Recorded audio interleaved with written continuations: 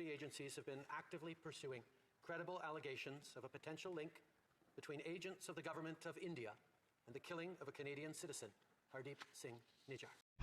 Hello what's up everyone, I hope you are doing great. आप सभी का स्वागत है एक और नए वीडियो में एंड आप सभी को मेरी तरफ से नमस्ते। तो सीधा टॉपिक पे बात करता हूँ। बहुत सारे इंटरनेशनल स्टूडेंट्स के माइंड में क्वेश्चन है कि अभी जो रिलेशन चल रहा है, जो भी ख़राब हुआ रिलेशन इंडिया और कनाडा के बीच में, तो is it really worth coming to Canada right now? क्या अभी हमें आना चाहिए? क्या हमें अभी वीज़ा मिलेगा, स्टडी परमिट का वीज़ा मिलेगा या नहीं मिलेगा? और काफ़ी लोग तो ये भी कह रहे हैं कि कैनेडियन गवर्नमेंट ने इंटरनेशनल स्टूडेंट्स को वीज़ा देना बंद कर दिया है, स्पेशली इंडियन स्टूडेंट्स को, जो कि ऐसा बिल्कुल भी नहीं है। इंडियन गवर्नमेंट ने नए वीज़ा जो कैनेडियन सिटीजन्स हैं उनको नया वीज़ा नहीं दे रहे बिकॉज ऑफ सिक्योरिटी रीजन से। तो उन्होंने अपनी कॉन्सुलेट अभी बंद, अपने जो भी वर्क है, जो भी काम धाम है यहाँ पे सब कुछ बंद किया हुआ है। तो भी किसी को भी नया वीज़ा नहीं दिया जा रहा बिकॉज ऑफ सिक्योरिटी रीजन्स। लेकिन कैनेडियन गवर्नमेंट ने ऐसा कोई भी अभी डिसीजन या कोई फैसला अभी तक नहीं लिया है। और बहुत से लोगों के माइंड में क्वेश्चन भी है कि अभी जो खालिस्तानी वाला इशू चल रहा है, तो is it really worth it to coming to Canada और हम बिल्कुल सेफ़ रहेंगे? क्योंकि माँ बाप के माइंड में क्वेश्चंस होते हैं कि बच्चे हमारे सेफ़ रहेंगे नहीं रहेंगे, उनको जॉब मिलेगी या नहीं मिलेगी, उनके साथ भेदभाव तो नहीं होगा, डिस्क्रिमिनेशन तो नहीं होगा। तो सारी चीज़ों के रिगार्डिंग मैं बात करूँगा और इकॉनमी के ऊपर भी बात करूँगा। कनाडा और इंडिया के जो रिलेशन अभी है, अभी उससे क्या इम्पैक्ट पड़ रहा है दोनों देशों के ऊपर भी, मैं सब के रिगार्डिंग पॉइंट टू पॉइंट बात करूँगा। तो watch the video till the end. और वीडियो पसंद आती है you can like and share with everyone, और अगर दिल करे you can support this channel bye subscribing it. तो यार अगर आपको मैं ऑनेस्टली बताऊँ एज एन इंटरनेशनल स्टूडेंट के पर्सपेक्टिव से, तो everything is safe, everything is secure. ऐसा कुछ सीन नहीं है कि भेदभाव किया जा रहा है, कोई लड़ाइयाँ हो रही है या कोई डिस्क्रिमिनेशन हो रहा है किसी भी चीज़ के रिगार्डिंग इंडियन स्टूडेंट्स के साथ, ऐसा कुछ भी नहीं है।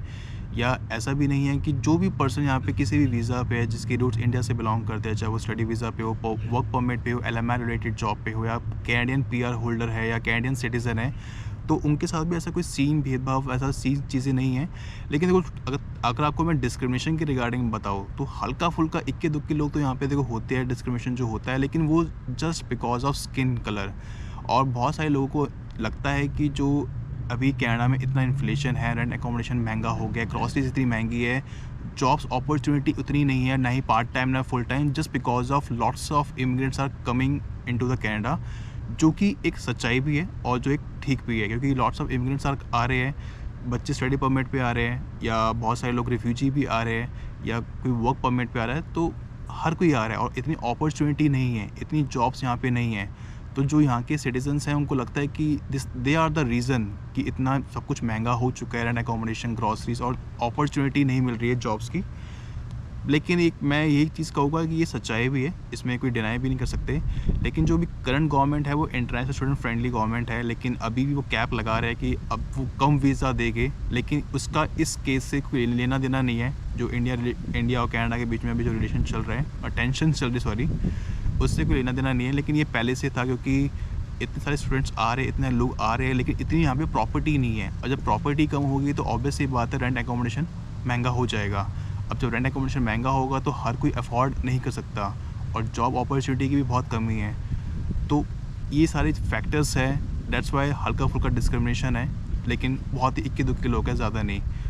आपने ना ऐसे बहुत सारी वीडियोस देखी होगी यूट्यूब प्लेटफॉर्म पे, डिफरेंट वीडियोस देखी होगी, जो बच्चे अपना एक्सपीरियंस शेयर कर रहे हैं कि उन्हें पार्ट टाइम जॉब नहीं मिल रही। वो आ तो गया 3-4 महीने से जिनको जॉब नहीं मिल रही, जॉब्स की बहुत मारा मारी है, उसके बहुत सारे रीजंस हैं।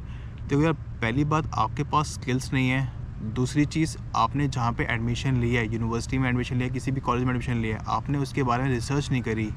मैं आपको एक ही चीज़ कहना चाहूँगा, आप कनाडा में कहीं भी जाते हो, choose your college, city, province and university very wisely, because it affects you a lot. आपका फोकस 2 चीज़ों पे होना चाहिए जब भी आप कनाडा में आते हो। अगर आप स्टडी परमिट पे आ रहे हो, आपका फोकस होना चाहिए कि मुझे इजी और जल्दी PR कहाँ मिलेगा। दूसरी चीज़, मुझे part time opportunity, part time jobs कहाँ मिलेगी। अगर ये दोनों चीज़ें आपकी फुलफ़िल हो जाती है, तो आपकी बाकी सारी चीज़ें ऑटोमेटिकली फुलफ़िल हो जाएगी। रेंट एकोमोडेशन, पब्लिक ट्रांसपोर्टेशन, तो ये पब्लिक ट्रांसपोर्टेशन ओवरऑल कनाडा में हर जगह सेम ही है। कई जगह बेटर सर्विस है, कई जगह अच्छी सर्विस है, कई जगह बुरी है सर्विस है, कई जगह सर्विस ही नहीं है। अगर आपको जल्दी PR पे फोकस करो, दूसरी चीज़ पार्ट टाइम जॉब्स पे, पार्ट टाइम जॉब्स होगी, पैसा कमाओगे, रेंट एकोमोडेशन आराम से पे कर पाओगे, ग्रॉसरीज के लिए पे कर पाओगे, पब्लिक ट्रांसपोर्टेशन के लिए पॉइंट A से पॉइंट B जाने के लिए, चाहे वो वर्क पे हो चाहे वो कॉलेज पे हो, आराम से पे कर पाओगे। इवन आप अपनी गाड़ी भी ले सकते हो EMI पे, इंश्योरेंस भी आराम से आप पे कर पाओगे। और कहीं लीजर एक्टिविटी के घूमने जाना, क्योंकि ऐसा तो है नहीं कि अगर सिर्फ स्टडी परमिट पे आए हो तो सिर्फ स्टडी करोगे, घूमो फिरोगे भी, इंजॉय भी करोगे लाइफ में, अपने दोस्तों के साथ जाओगे, डेट पे जाओगे, कहीं भी घूमने जाओगे, आपको उसके लिए पैसे की ज़रूरत है। देखो यार, मैं एक चीज़ कहना चाहूँगा, हर चीज़ पैसा नहीं होता, लेकिन पैसे के बिना कुछ भी नहीं होता। If you have money you have everything, but if you don't have money you have nothing. पैसा होगा सब कुछ पे कर दोगे, ग्रॉसरीज भी, रेंट अकोमोडेशन भी, नेक्स्ट ईयर की नेक्स्ट सेमेस्टर की फ़ीस भी पे कर दोगे, घूमने भी आराम से जाओगे, लाइफ चिल रहेगी, रिलैक्स रहेगी, माइंड फुल ऑफ पीस रहेगा, कोई दिक्कत नहीं आएगी, डिप्रेशन, एग्जाइटी, टेंशन्स नहीं होगी, घर से पैसे मंगवाने की ज़रूरत नहीं पड़ेगी। घर से जब आप बात करोगे तो खुशी बात करोगे कि आप ठीक है, लाइफ चल रही है, लाइफ जिंगल आला है, कोई दिक्कत नहीं आ रही है, पैसा मैं कितना कमा रहा हूँ कि मैं अपने सारे खर्चे, सारे एक्सपेंसेस निकाल पा रहा हूँ। तो इसलिए choose your city, province, college, university very wisely. देखो बहुत सारे 95-98% बच्चे क्या करते हैं, वो रिसर्च नहीं करते हैं, वो एजेंट्स के पास जाते हैं, वो आईडीपी वालों के पास जाते हैं, और कुछ लोगों को फ्री में सर्विस देते हैं, लाइक आईडीपी वाले हो गए। कुछ एजेंट्स भी ऐसे होते हैं कि कोई बात नहीं, आप इतने स्कोर ले आओ आईलेट्स में या पीटी में, हम करवा देंगे, वीज़ा की फ़ाइल भी हम लगा देंगे, और आपको कौन सा कॉलेज आपके लिए बेटर है, बेस्ट है, वो हम आपको आराम से सब कुछ बताएगी हर एक चीज़ के रिगार्डिंग।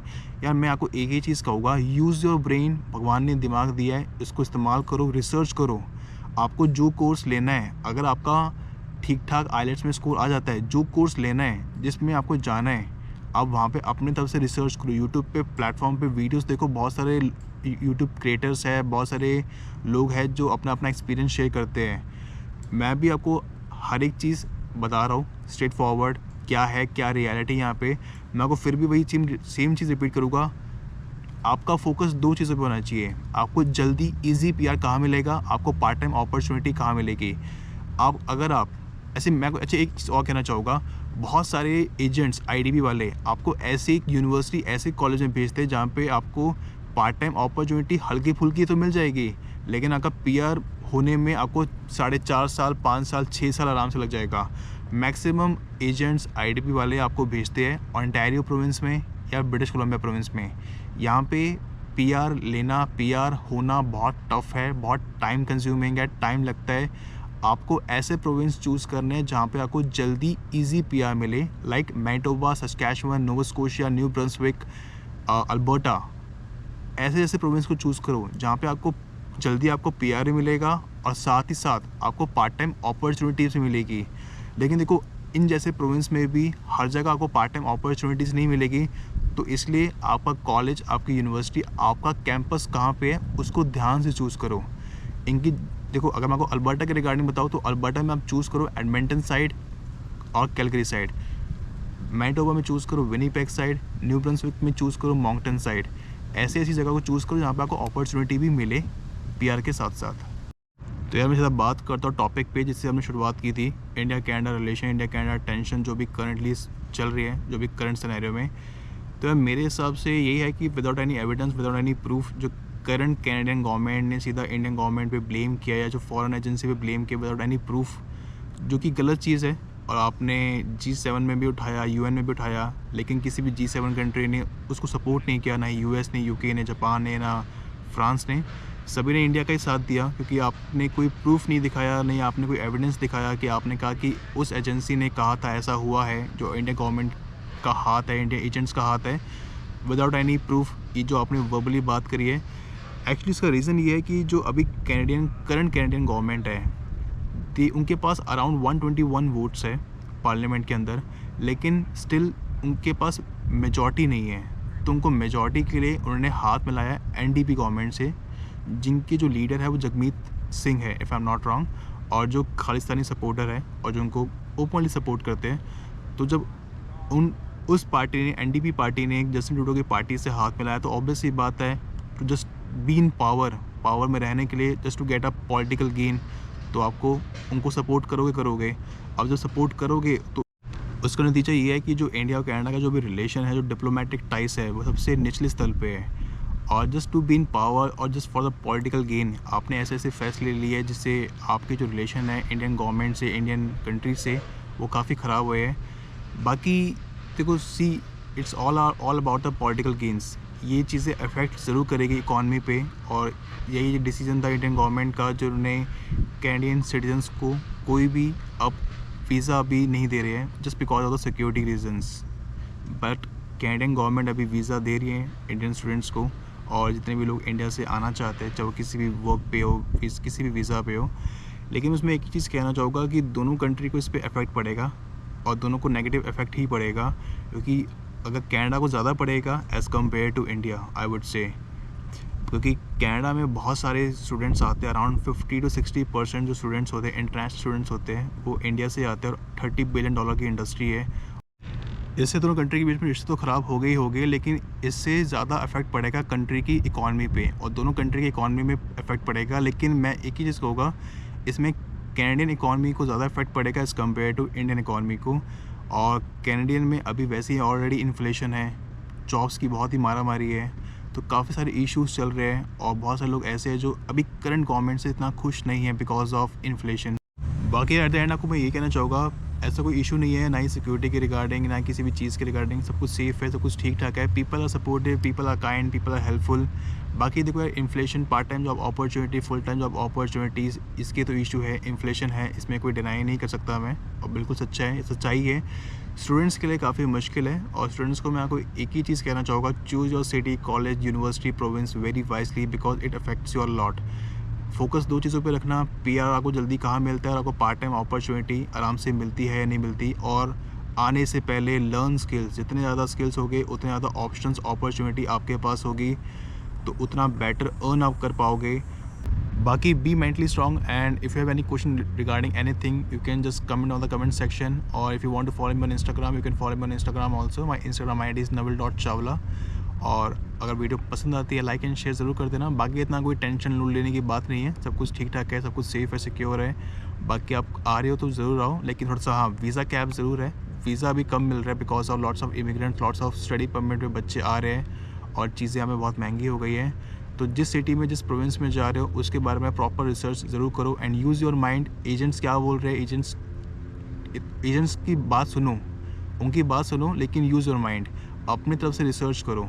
रिसर्च करने के बाद देखो कि वो जिस कॉलेज यूनिवर्सिटी में भेज रहे हैं, जो और जिस कॉलेज यूनिवर्सिटी में आप जाना चाहते हो, वहाँ की इकॉनमी कैसी है, वहाँ की कल्चर कैसे है, वहाँ का पब्लिक ट्रांसपोर्टेशन कैसा है, वहाँ पे किस तरह की जॉब्स है, वहाँ की इकॉनमी किस पे बेस्ड है, और वहाँ पे आपको किस तरह के स्किल्स की रिक्वायरमेंट हो गई to get a job. Skills जितने ज़्यादा हो गए, उतने ज़्यादा आपके लिए बेटर है। मैं आपको एक ही चीज़ कहूँगा। तो वीडियो को मैं यहीं पे एंड करता हूँ। वीडियो पसंद आती है, लाइक एंड शेयर कर देना, और if you want to support this channel, you can support by subscribing it. तब तक के लिए good bye, have a great day, enjoy your life, take care.